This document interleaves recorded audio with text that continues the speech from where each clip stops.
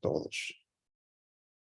Gracias a todos por participar este sábado 2 de septiembre. Ya se acabó el mes de agosto. Estamos en septiembre del 2023 en TV Así Tu Voz. En el día de hoy con nuestra invitada, la doctora Crisan Morillo. En breve, la doctora Carmen Rodríguez la va a introducir un tema un poco triste, pero necesario porque los profesionales de la salud, no importa que sean médicos, psiquiatras, psicólogos, enfermeras o líder comunitario, en una manera u otra debe y ya ha tenido algún tipo de experiencia con lo que es el suicidio. Pero hoy ella va a hablar de esperanza, de lo que es estrategia para prevenir el suicidio. La doctora Crisan Morillo, gracias por participar y venir. Es la segunda vez que participa con nosotros, referida por la doctora Hermosén, Yocasta Hermosén, de la cual le agradecemos. TV Así sale cada miércoles a las 8 de la noche y cada sábado a las 5 de la tarde. Están invitados a conocer más y suscribirse. Sale desde New Jersey para todos ustedes en el mundo. Pueden apoyar o suscribirse al canal. Ya estamos en 2,240 suscriptores. Si usted es nuevo en el día de hoy, solamente tiene que escribir TV Así y por ahí suscribirse o darle like para aumentar la visibilidad de este canal. Va a encontrar más de 1,100 videos en este canal, desde el origen de la vida, el envejecimiento, o en el caso como el doctor Sagredo, que estuvo la semana pasada hablando de lo que es el paciente terminal, lo que es el cuidador y lo que es las dificultades de ver un paciente en etapa terminal. Así que están invitados a conocer de este programa. También en audio, esta plataforma la pueden copiar, pueden suscribirse y oír estas conferencias desde su carro o haciendo ejercicio o caminando o montando bicicleta, como ustedes prefieran.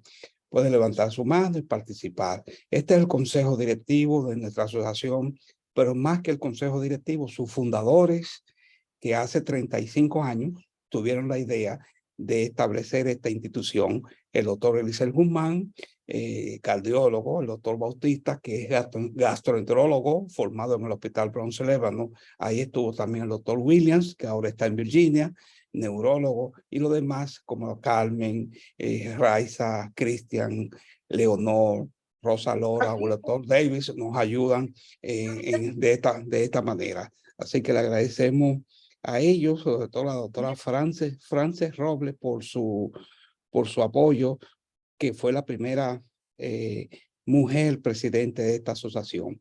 Gracias a todos ustedes. Y TV Así, desde la pandemia, hace más de 3 años, surgió y nos ayudan este equipo de profesionales que están aquí. Ustedes lo pueden ver aquí. Es la Elba Rosa, la doctora Kenia, la doctora Hermosén, y además el doctor José Ruiz y el doctor Williams. Gracias a todos ellos por su apoyo. Siempre mencionamos que si usted es dentista, médico, enfermera, laboratorista, puede ser miembro de esta institución con su copia de título, el pago de $100 por el año. Va a recibir un ID, una identificación, va a recibir un diploma de membresía. Únase a esta familia para que sea parte de esta historia y seguir apoyando la misión y la visión de esta institución. Gracias a la doctora Crisan Morillo, no hay conflicto de intereses, es invitada nuestra. Cuando se llega a Estados Unidos hay que trabajar muchas veces con limitaciones del idioma y haciendo programas de residencia de asistente médico. Usted puede Yeah. obtener empleo rápido como asistente médico, asistente dental y terapia física. Esta iniciativa la iniciamos en el hospital, en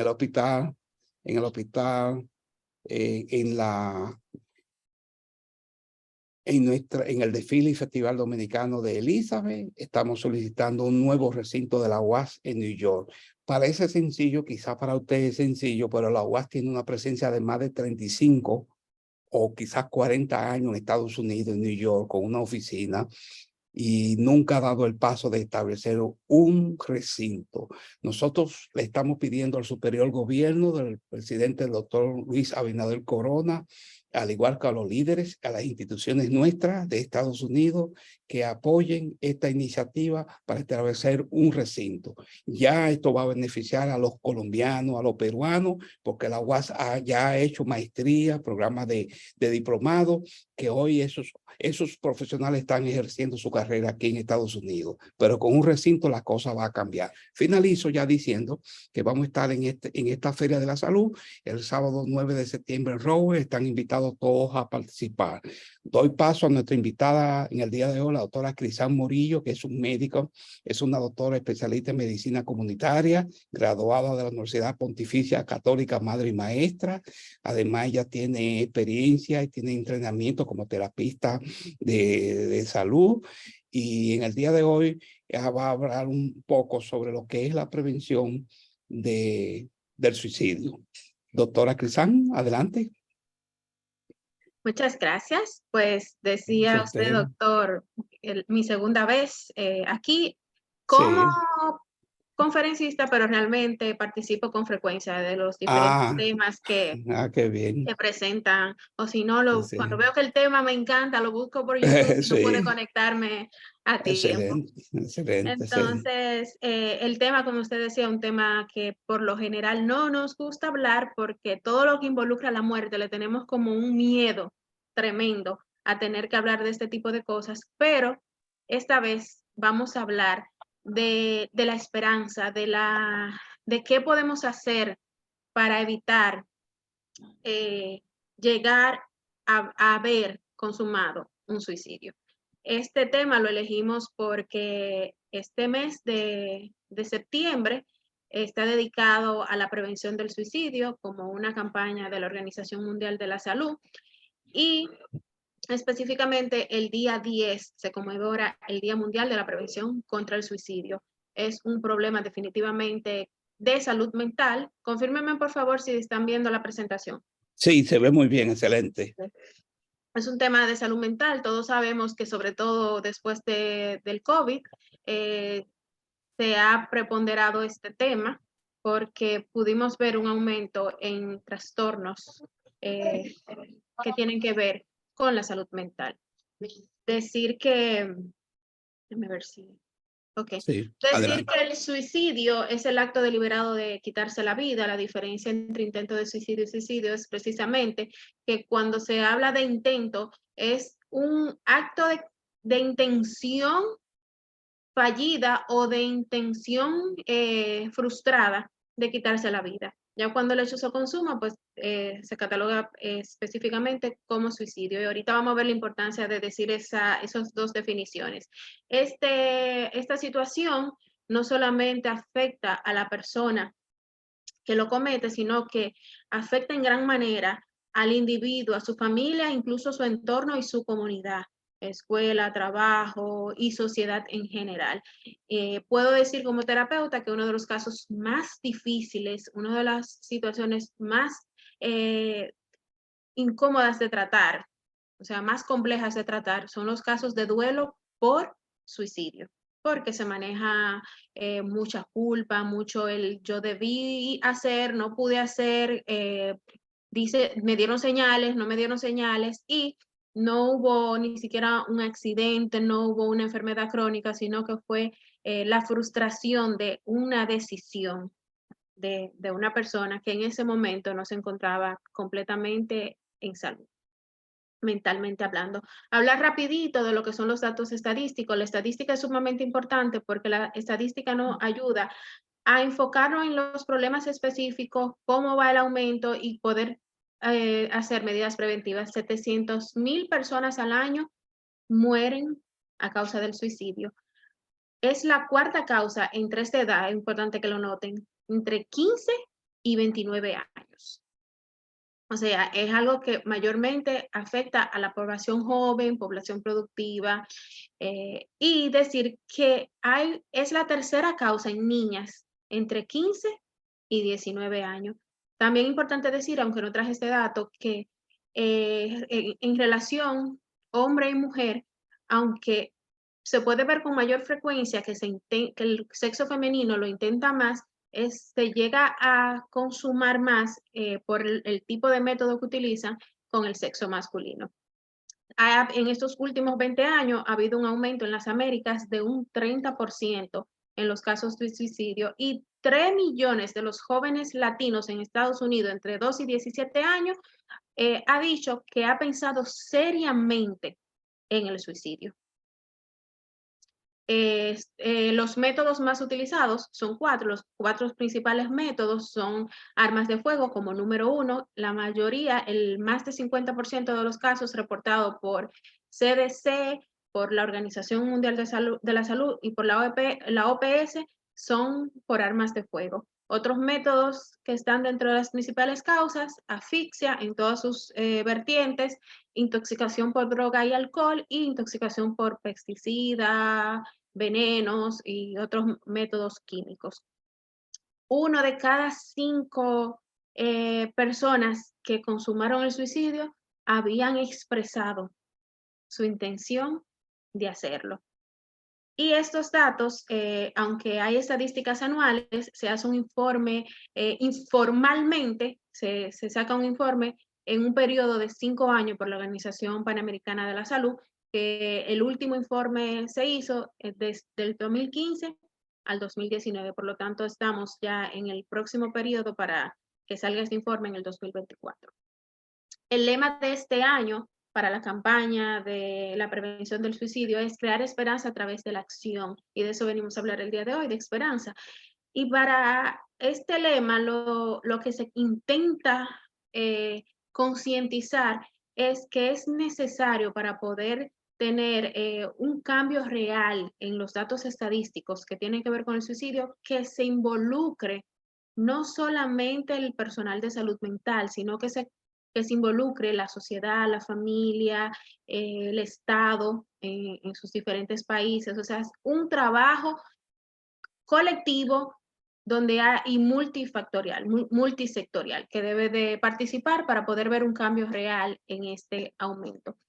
En las Américas, a nivel mundial, es donde ha habido un mayor aumento. Como personal de salud, nosotros deberíamos de enfocarnos, o debemos enfocarnos en 3 factores importantes a la hora de tener frente a nosotros un paciente. Y esos 3 factores importantes son: número 1, factores de riesgo; número 2, señales de advertencia; y número 3, factores protectores. Tenemos que tener pendiente que estamos hablando en estos 3 factores de una persona que ya tiene ideación suicida, y que lo que nosotros queremos es prevenir la consumación de esta idea, ¿ok? Entonces, 3 factores importantes en una persona que ya presenta ideas de muerte. Número 1, factores de riesgo. Número 2, señales de advertencia, que es la emergencia. Y número 3, factores protectores, que es lo que nosotros como personal de salud le vamos a echar mano a la hora de tener presente esta persona. Tenemos que saber que los factores de riesgo son todas aquellas cosas que hacen que una persona con idea de muerte tenga mayor predisposición a consumar este hecho. Las señales de advertencia son una indicación o un indicio de un intento de suicidarse de manera inmediata. O sea, la persona está pensando seriamente y ya está decidido a hacerlo. Y los factores protectores son los que hacen que una persona que tiene ideas de muerte o ideación suicida tenga menor predisposición a cometer el hecho. Los factores de riesgo, así un poquito rapidito, el más importante o el más determinante es que haya un antecedente previo, o sea, que anteriormente la persona haya tenido un intento de suicidio fallido. Entonces tiene mayor predisposición a un segundo intento e incluso a que sí pueda consumar el hecho. Otro de los factores importantes es que haya historia familiar de otro miembro de la familia que se haya suicidado, que haya intentado suicidarse, que en su entorno, dígase que si son jóvenes en la escuela, otros compañeros en el trabajo o en su comunidad, comparta con personas que tienen estas mismas ideas o que han intentado suicidarse, que tengan difícil acceso a personal de salud mental y que tengan una historia de trauma, abuso, entre otras cosas.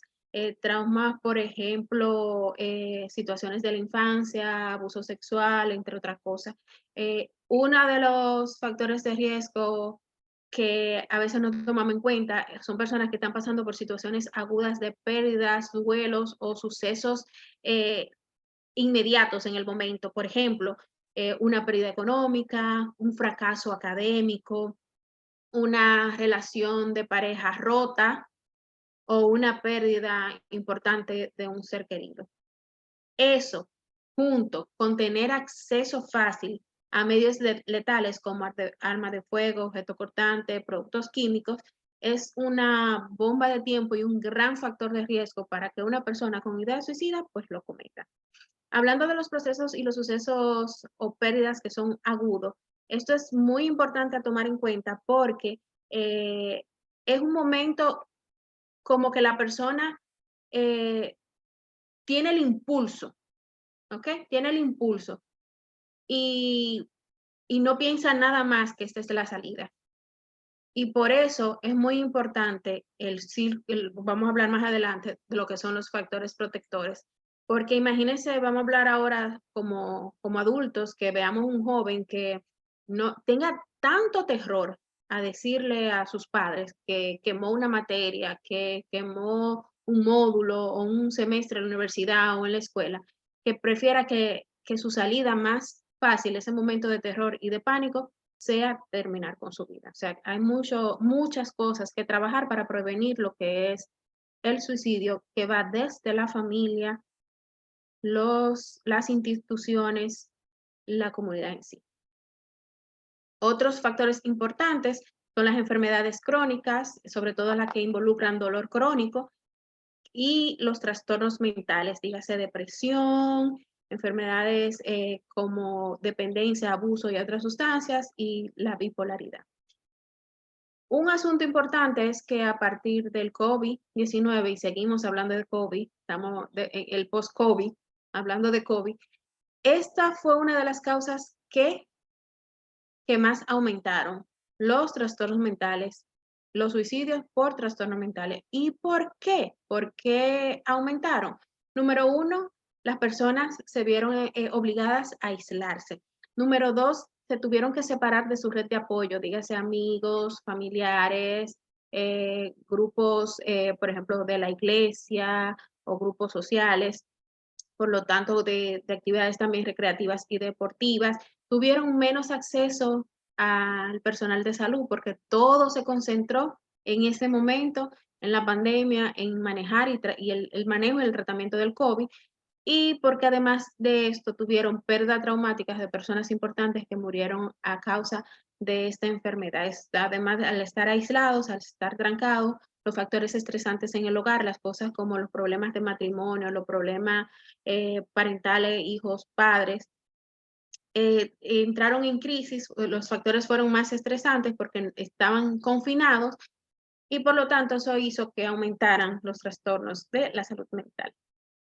Las señales de alerta, que es una señal inminente ya de una decisión de la persona de cometer el hecho, o sea, ya está decidido, son, por ejemplo, que las personas comienzan a hablar acerca de la muerte, hablar de lo ineficiente o ineficaz o lo inútil que es en esta vida y a decir cosas como que las personas estarían mejor sin él. Si usted escucha palabras dentro de su entorno de personas que dicen, yo no sirvo para nada, yo no doy para nada, yo no voy a hacer nada, no voy a lograr nada en la vida, o sea, un sentimiento de insuficiencia o de inutilidad, acompañado o también palabras como, ustedes estarían mejor sin mí, la vida fuera mejor o más fácil para todos si yo no existiera, y comienzan a escribir cosas y hablar con frecuencia o saborear la idea de manera pública que tiene que ver con la muerte. Ustedes ven que comienzan a hacer cambios eh, del estado de ánimo de manera brusca, o sea, pasan de diferentes estados de ánimo, se aíslan, comienzan a consumir sustancias, alcohol, comienzan a tener conductas peligrosas o imprudentes o en riesgo, como manejar a alta velocidad, consumir sustancias sin control o a ponerse en una situación de riesgo. Y También, muy importante, las expresiones que utiliza. Incluso hay muchos que comienzan a despedirse y a repartir cosas que son importantes para ellos y que en otras ocasiones nunca se desprenderían de ello. Por ejemplo, oh, mira, yo tengo esta cadenita que me regaló mi abuela de cuando yo era niña, yo te la quiero regalar a ti. O sea, comienzan a dar sus pertenencias. Entonces, los factores protectores, que son muy importantes y que nosotros como personal de salud debemos de identificarlo. Lo primero es tener fácil acceso a lo que es el personal de salud mental. Número dos, y muy importante, tener una red de apoyo sólida, o sea, y eso incluye familia, las instituciones religiosas, deportivas, grupos sociales, una buena red de apoyo de amigos, entre otros, pero sobre todo familia. Eso es lo más importante, familia cercana. Y la cultura y la creencia también son un factor protector. Es increíble cómo han salido incluso estudios que hablan que las personas que pertenecen a algún tipo de religión o que practican la religiosidad, eso sería un factor protector contra el suicidio porque por sus creencias, por su cultura, aunque tienen la idea de la muerte, por respeto o por temor a lo que hay más allá de la muerte, no lo hacen. Entonces, la crianza, la cultura y la parte espiritual es un gran factor protector y lo puedo decir como testimonio en mi trabajo como terapeuta familiar, que algunos casos que me han llegado con ideas de muerte me dicen, yo de verdad lo que quiero es morir, yo quiero quitarme la vida, pero yo sé que no es lo correcto ante Dios y eso se convierte entonces en un factor protector. ¿Qué podemos nosotros hacer? Lo primero que tengo que decir es que nosotros como personal de salud tenemos que pensar en la salud mental y saber que las personas llegan a nuestra consulta más que por una afección clínica física o palpable. No solamente es el asma, no solamente es la hipertensión, no solamente es la diabetes, no solamente son problemas cardiovasculares, no solamente llegó por migraña, sino que dentro de mi consulta yo debo siempre preguntarle a mi paciente cómo te sientes, cómo está tu estado de ánimo, cómo te has sentido en estas últimas 2 semanas. Inmediatamente pasar a la pregunta incómoda, no podemos tener miedo de preguntarle a nuestros pacientes si identificamos alguna alteración del estado de ánimo o algún indicio de pensamiento suicida es si tienen la intención de hacerlo. Lo que tenemos que hacerlo es contacto, pero no podemos tener miedo a hacer esas preguntas. Inmediatamente hacerle saber a tu paciente que te importa, dedícale esos 5 o 10 minutos a esa situación de salud mental, hazle saber que te importa y que no estás solo y que tú estás ahí. Comunícate con su círculo de apoyo, familia o personas. En mi caso, yo utilizo lo que es tu contacto de emergencia. Siempre que tengo un paciente, la primera pregunta, ¿quién sería tu contacto de emergencia? Y le explico en qué yo usaría un contacto de emergencia. ¿Por qué? Porque esas son las personas que van a mantener ese paciente con una idea de muerte, con una idea suicida, a salvo. Va a quitar de su alcance todas aquellas cosas que podría utilizar como armas, sustancia, etcétera. De inmediato, antes de salir del consultorio, usted tiene que recomendarle buscar, aunque usted es un profesional de salud y va a hacer la primera intervención, usted tiene que derivar el caso a un personal también de un trabajo en equipo de salud mental y no puede dejarlo solo. Una persona que tiene idea de muerte está agotado, está cansado, eso es la única, no tiene ánimo para buscar ayuda, incluso siente que no hay nada que hacer con su vida.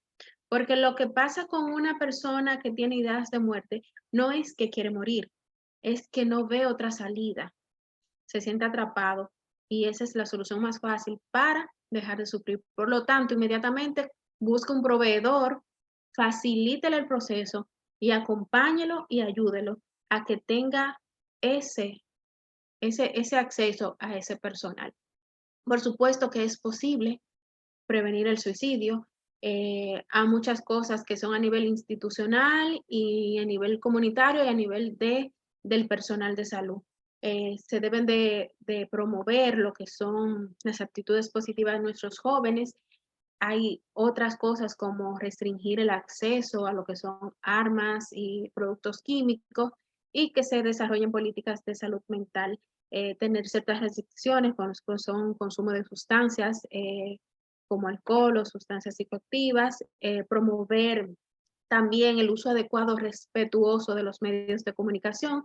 Cuando los medios de comunicación son irresponsables dando noticias de hechos de suicidio, de datos muy específicos de la manera en que se hizo, las cartas que dejaron esas personas, imágenes incluso de la situación en sí, de cómo sucedieron, eso promueve y motiva a personas que tienen ideas de muerte a llevar a cabo su pensamiento y eliminar y hacer campañas en contra de lo que es la estigmatización y hacer lo que es la alfabetización de la salud mental, que esto quiere decir que nosotros tenemos que ir rompiendo con los tabúes de hablar sobre salud mental, de buscar ayuda profesional en el ámbito de salud mental y eso debe de comenzar en consulta nosotros hablándole a nuestros pacientes.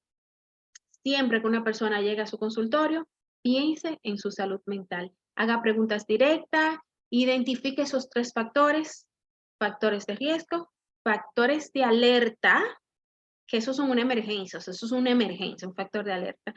Eso es que no se puede ir esa persona incluso de la consulta, es una emergencia. Y muy importante, los factores protectores, porque de ahí que vamos a echar mano para trabajar con nuestros pacientes. Muestre empatía y apoyo, haga una evaluación física y mental detallada y verifique los tipos de medicamentos que utiliza su paciente, si está utilizando y cuáles serían los efectos secundarios incluso de esos medicamentos, porque algunas medicaciones pueden provocar alteración del estado de ánimo. Si hay una emergencia, usted resuelve la emergencia, obvio, digamos una persona que se autolesione con intención de suicidarse, pues usted en una emergencia lo que va es a tratar la emergencia, una sutura, lo que usted tenga que hacer, pero esa persona no se puede ir. Esa persona amerita ingreso y muy importante, no se va porque ya sea que le llegó a una consulta, a una emergencia o como sea que usted detecte una persona con pensamiento, con una idea de suicidarse, aunque diga que nunca lo cometería, eso de por sí ya es indicativo y mandatorio de que debe de tener la evaluación con la persona adecuada, que es el psiquiatra. Por ejemplo, yo en terapia de familia, yo detecto muchos casos y aunque la persona continúe en terapia, es mandatorio el manejo, la evaluación y el manejo por ese profesional que es el psiquiatra. Entonces, eso es 1-1 y hay mucha resistencia con los pacientes y yo me enfoco en lo siguiente, para convencer a mi paciente de por qué sería buena la evaluación psiquiátrica, aunque yo nunca me voy a separar de él, yo siempre voy a estar contigo, yo te voy a dar seguimiento, pero tú necesitas atenderte con esa persona, o sea, con ese profesional tú necesitas atenderte, ¿ok?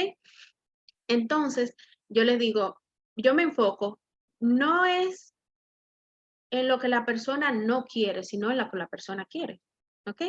La persona no se quiere morir, la persona lo que no quiere es seguir sufriendo. Yo le digo, ok, y si yo te digo a ti que hay una forma en lo cual tú vas a volver a sonreír, en lo cual tú vas a ver una puerta. Yo sé que ahora mismo tú no lo ves porque hay algo que no te permite verlo, pero yo te voy a acompañar. Yo te aseguro que si tu felicidad, porque los pacientes le tienen mucho miedo a los medicamentos psiquiátricos, muchísimo miedo, a que ser etiquetado con con un diagnóstico psiquiátrico y a utilizar medicamentos psiquiátricos. Yo le digo, pero si ser feliz, si volver a sonreír, si tener alegría, dependiera de una patilla,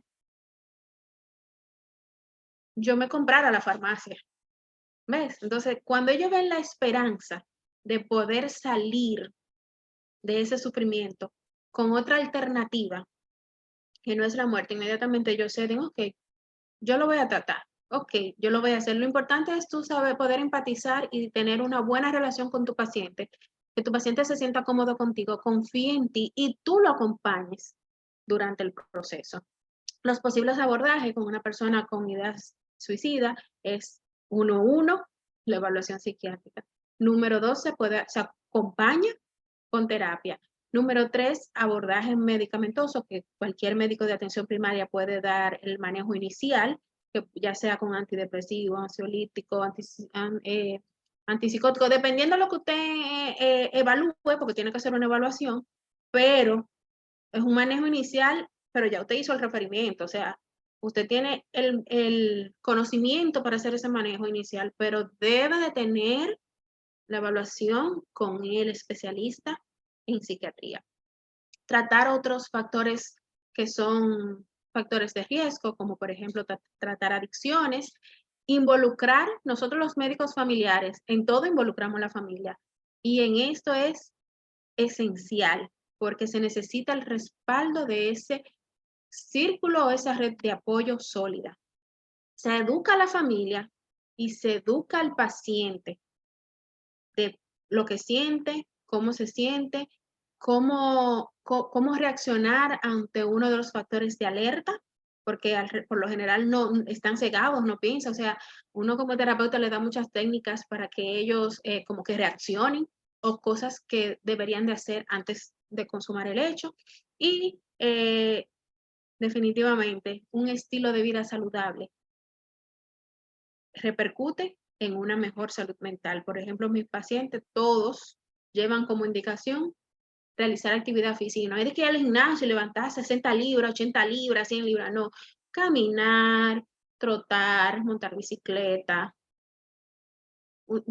25 minutos, media hora, por lo menos 3 o 4 veces al día. No solamente te ayuda físicamente, sino que te ayuda también con lo que es la salud mental, hacer actividades recreativas, compartir, sociabilizar con personas y fortalecer tu red de apoyo. Hay recursos en internet que lo podemos buscar en la página de OMS, y que nosotros ahora en septiembre podríamos comenzar a compartir en nuestras redes sociales para que nuestros pacientes pues lo vean y tengan la esperanza de decir, wow, sí, yo puedo salir de esto. Wow, antes de cualquier cosa que yo vaya a hacer, yo voy a llamar a mi doctor, yo voy a llamar a mi terapeuta, una persona de confianza, mi familiar. Y nosotros podemos compartirlo en las redes. Le traje por último este videíto, que también lo pueden compartir y está en la página de la Organización Mundial de la Salud.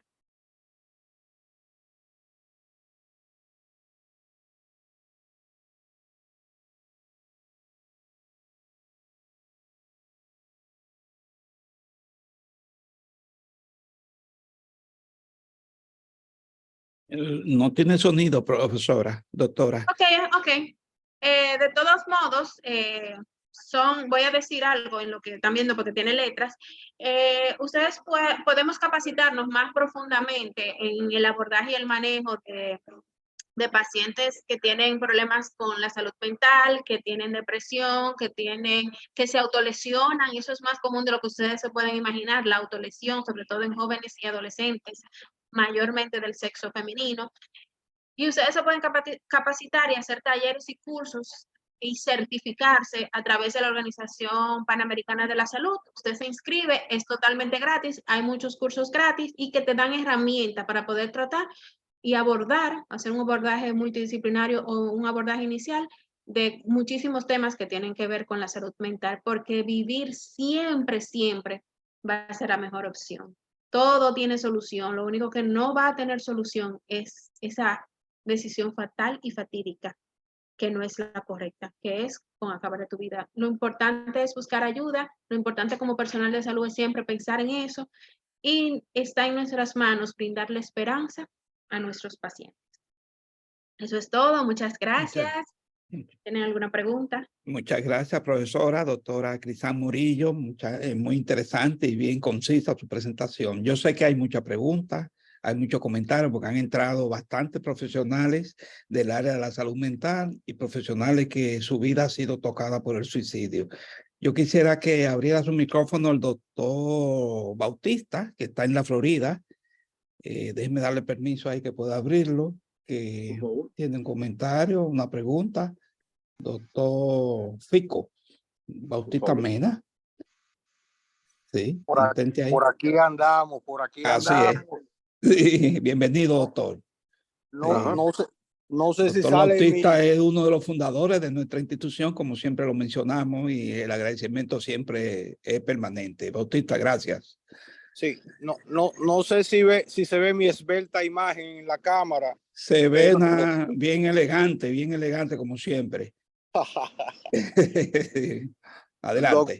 Doctora Morillo, con sinceridad y aprecio, la felicito y no estoy haciendo bulto, es de corazón que se lo digo. Gracias. Usted es muy empática, muy graciosa al discutir este tema tan delicado. Es muy graciosa también físicamente, sobre todo muy profesional en lo que hace. Yo diría que los psiquiatras debieran cogerle miedo a usted.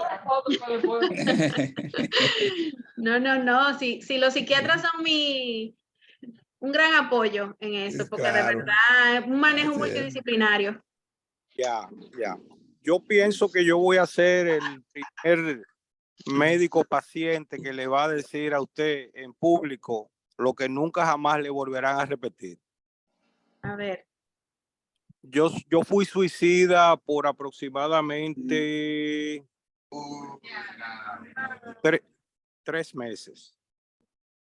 En febrero 22 del 2019, mi hija se suicidó.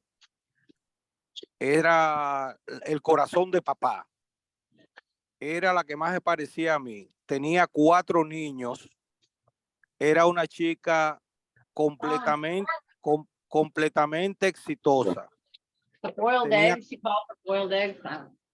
Tenía casa nueva, tenía familia nueva, tenía esposo nuevo. Cora, adelante. Sí. Albert, ¿puede cerrar su micrófono que el doctor Bautista está hablando? Sí, adelante, doctor Bautista. Sí, tenía ella casa nueva, tenía esposo nuevo, 4 niños hermosísimos, llena de vida. Por supuesto, tenía su historial de depresión. Pienso que había una genética que nos traicionaba allí. O sea que todo lo que usted ha dicho exactamente es verdad. Todo. Puesto que yo lo he vivido como médico y como paciente. Luego de que ella se suicidó, como les digo, me pasé 3 meses elaborando mi suicidio aquí en Miami. Me voy a Santo Domingo, me llevo los 3 frascos que se me recetaron en la institución mental allá en Nueva York, que es una clínica que depende del Columbia, está en las afueras de Nueva York, yo diría. Y mi recomendación es a todo el que me escucha que esto es real. Esto no es mentira, esto vino para quedarse y esto vino para socavar no tan solo a la familia dominicana, sino a la familia del mundo completo.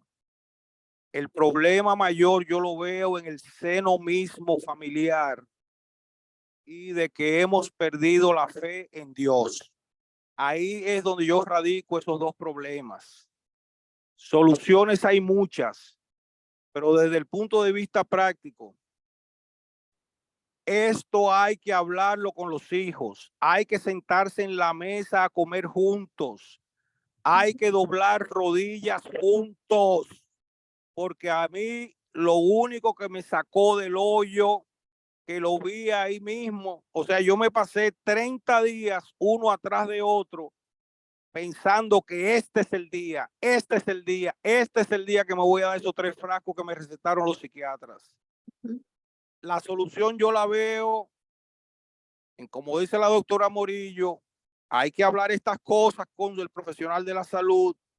Lo ideal sería que se incluyera un psicólogo en el grupo y que solamente los otros 2 restantes que le tengo que decir es que yo pude salir del hoyo con ayuda de profesionales, porque yo era un paciente, ya yo no era médico.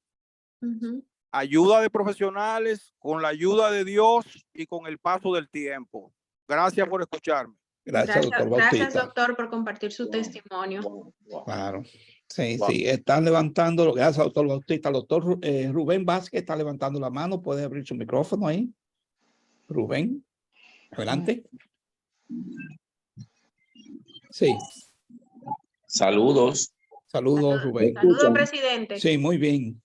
Sí. Solamente quise hacer una intervención en esta conferencia magistral de este talento que tenemos en nuestra sociedad de medicina familiar y comunitaria. Soy el presidente actual de la Sociedad de Medicina Familiar y Comunitaria y quiero felicitar a nuestra Crisan Murillo porque ha hecho un desarrollo del tema espectacular, porque nosotros como médicos de familia tenemos que detenernos con esos pacientes que llegan con cualquier problema de salud, y cuando tenemos que referirlo a otras especialidades, hacerlo oportunamente, pero recordarle también a los que están aquí con nosotros que el médico de familia es un médico integral, es un médico de las personas. Somos los médicos que nos detenemos a hablar, a escuchar,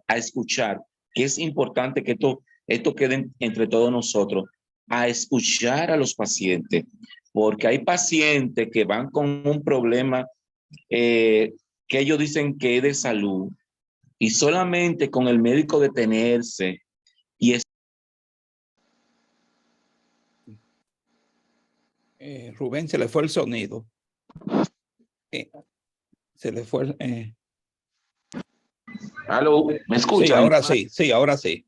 Solamente con escuchar al paciente. Hay pacientes que lo tenemos en condiciones estables. Y por último, Crisan, tú eres una joya de medicina familiar. Te felicito. Muchas gracias. Gracias. Excelente conferencia. Muchas Eres gracias. de la nuestra. Gracias. Felicidades. Gracias, Rubén. También está levantando la mano el doctor Albert Méndez. Sí, un momentito, Carlos. Primero el doctor Méndez levantó la mano y luego seguimos con el doctor Ramírez en Massachusetts. Albert, ¿puede abrir su micrófono? Ok, ¿se escucha? Sí, muy bien. Bien, perfecto. Bueno, señores, pienso que con esa conferencia magistral hay muchas preguntas que hacer partiendo de lo que ella dice. La primera es, yo tengo varias, pero voy a hacer una para darle chance a los otros. Sí, La primera, sí. Bueno, la verdad que la pandemia ha dividido lo que es la medicina o el sector salud en dos, prepandemia y pospandemia. Antes de la pandemia, pues pasaba una serie de... Todas las patologías que pasan ahora, pues pasaban antes de la pandemia, antes de que llegara el COVID. Pero luego que llegó esta crisis de salud, pues una serie de factores, una población se le achaca que las nuevas patologías que están apareciendo en personas que no tenían factores de riesgo anteriormente, ya sea cardiovascular, ya sea gastrointestinal, ya sea psiquiátrico, etcétera, están apareciendo ahora y se está como denominador común, se le está achacando al COVID. Bueno, es posible que el COVID haya dejado secuelas celulares. Es un virus, es un SARS que mató mucha gente. Aquellas personas que estaban inmunodeprimidas fueron los que se fueron adelante. Pero había personas que no tenían ningún tipo de patología. Luego del COVID sí aparecieron con patología y se la achacan al COVID. ¿Hay alguna evidencia, querida doctora, de que el COVID de por sí, este virus, haya hecho algún daño psíquico o psiquiátrico para que se produzca o para que se exacerbe el suicidio? ¿Tiene alguna relación directa con el suicidio o fue que alteró los factores de riesgo? Sí, por supuesto que sí. De hecho, hice mención que la OMS reportado por la Organización Mundial de la Salud, que aumentaron los trastornos mentales, dígase la depresión, dígase las crisis de ansiedad. Pero ¿esa población no estaba previamente diagnosticada o son nuevos después de la pandemia? Se habla de que eso se exacerbó después de la pandemia y durante la pandemia porque se vieron expuestos a un factor estresante. Y uno de los factores de riesgo para cometer el suicidio es verse expuesto a algo traumático, a una catástrofe o a un factor estresante.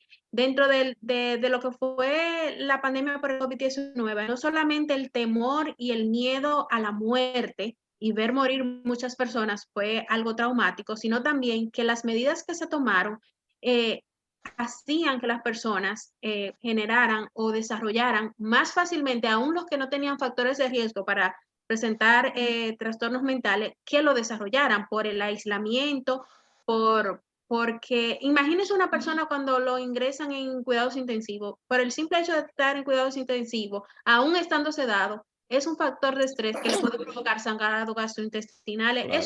Ese mismo efecto se provocó cuando las personas se aislaron. Y Sí. O sea, en otras palabras, factores de riesgo exacerbaron la patología, no porque hubo un daño celular directamente por el COVID, sino porque factores de riesgo externo manejables afectaron entonces el evento. sí, En otras palabras. Sí, aunque tengo que decir también que hay muchas cosas todavía que se están estudiando. El COVID fue reciente. Investigando, claro, Sí, que claro. se está Hay un investigando. observatorio sobre Sí, todo. incluso, no sé si ustedes trajeron, creo que sí, que ustedes tuvieron una charla con un neurólogo. Y tenemos que ver que hay asuntos clínicos a nivel cerebral post-COVID, como pérdida de memoria, etcétera. Entonces, sí, definitivamente Claro, hay eso se muchas cosas que nosotros analizó. las vamos a seguir viendo, que se analizó están aquí. actualmente, exacto, que se están Exactamente. actualmente estudiando y que nosotros vamos a ver reportes de artículos científicos todavía de situaciones post-COVID. Exacto. Seguimos con el doctor Ramírez, Carlos Ramírez, Massachusetts también. Buenas Tiene un tardes, buenas comentario. tardes. Y primero felicito a la profesional y me excusan que he estado un poco ausente. Sí, No se ha hecho estudio comparativo en otras series de epidemias que ha afectado a la humanidad, como es el caso de la peste bubónica, que casi diezma a Europa entera. Se habla de COVID, pero no sabemos cuál fue el comportamiento de aquellas personas que vivieron de tú a tú con la peste bubónica. Repito, no se ha hecho ese estudio. Por tanto, yo no quiero acelerar y asociar todo directamente con el COVID. Creo que la doctora tiene razón, donde hay ciertos elementos psicopatológicos y la génesis, la genética juega un papel sumamente importante. Incluso hasta personajes bíblicos intentaron el suicidio, ¿verdad? Como fue el rey Saúl.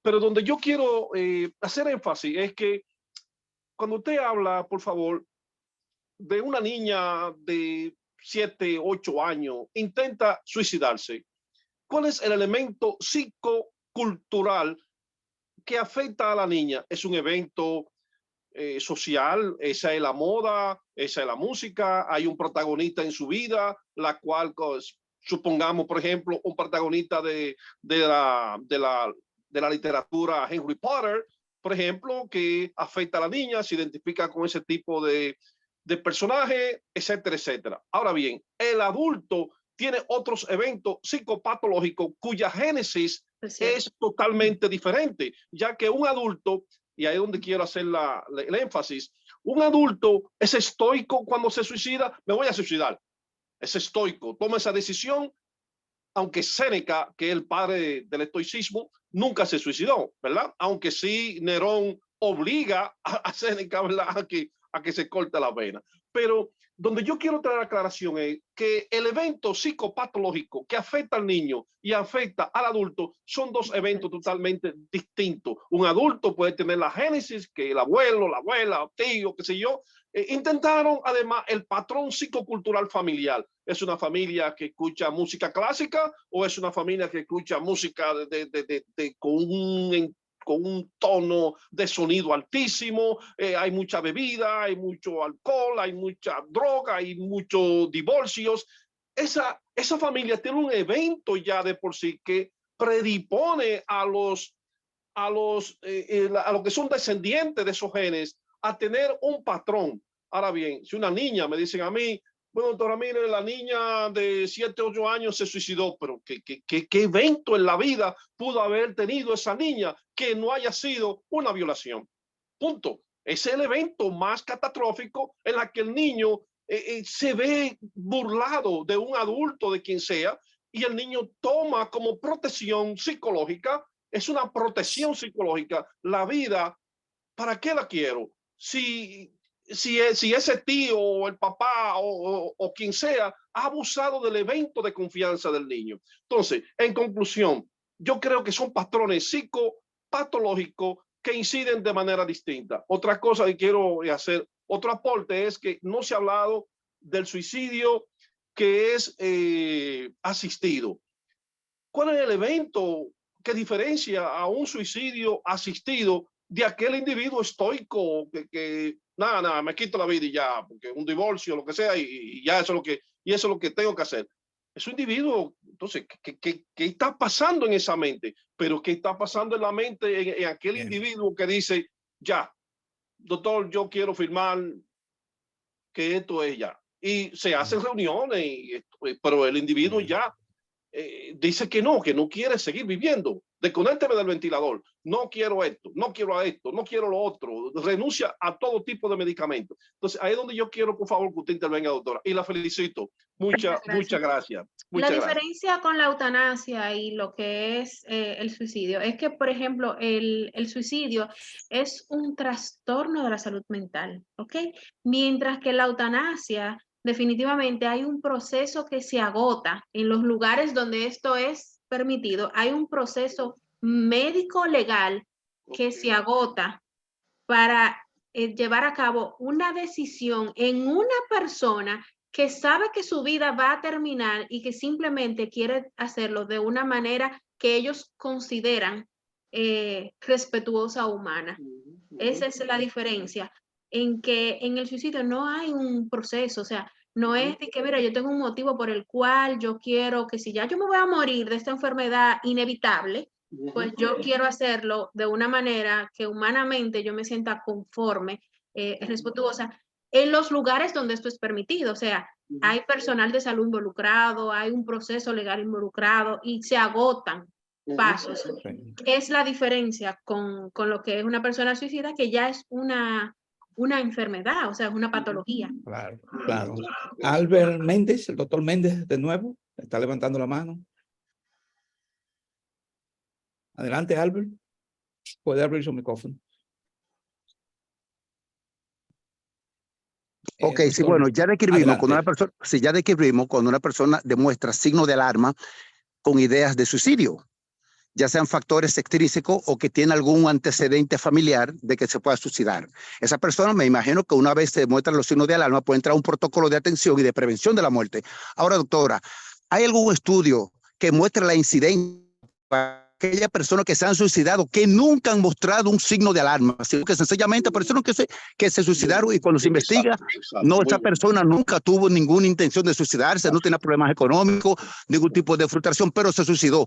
¿Qué por ciento de la población se ha estudiado que manifiesta ese fenómeno?